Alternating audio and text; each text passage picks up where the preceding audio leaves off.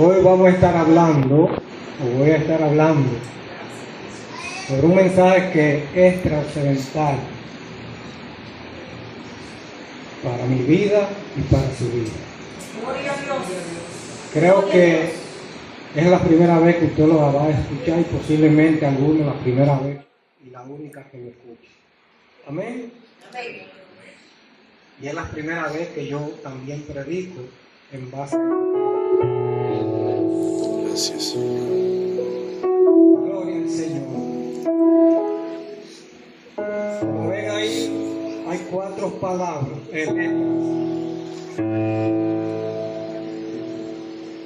4 letras. Esas 4 letras son el pentagrama, conocido como las palabras compuestas de 4 letras. Según muchos teólogos y eruditos judíos enseñaban en sus tiempos,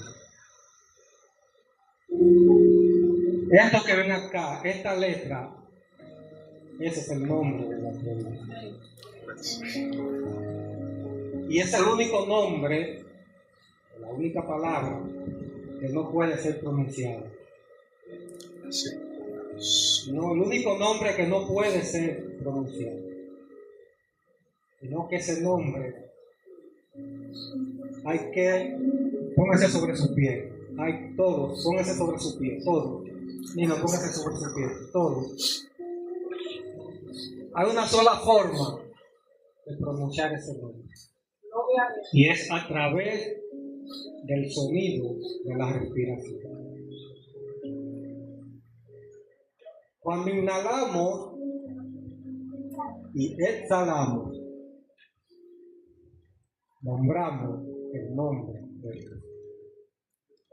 Cuando inhalamos y exhalamos, nombramos el nombre de Dios. Así que abra su brazo.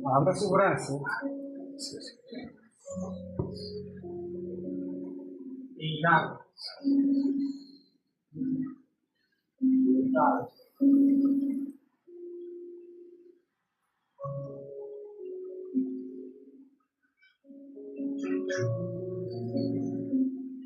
Si escuchó el sonido del inhalar y el exhalar, estaba escuchando el nombre de Dios.